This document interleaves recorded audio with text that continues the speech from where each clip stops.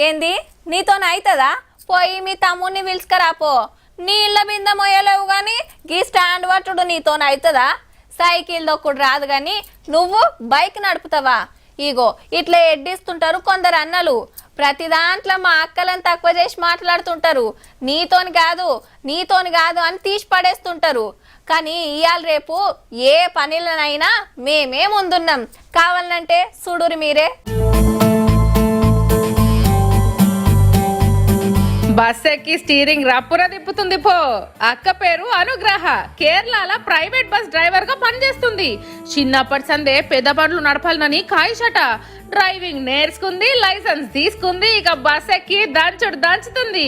మొత్తం కొండలు గుట్టల ఏరియాలనే బస్సు రూట్ నడుపుతుందట. మోగోళ్ళకే మస్తు కష్టము. మూలమలతల కాడ బండి తిప్పుడంటే మస్తు ఎక్స్పీరియన్స్ ఉండాలి. కానీ అక్క మాత్రం అల్కగా నడిపేస్తుందట. I love driving.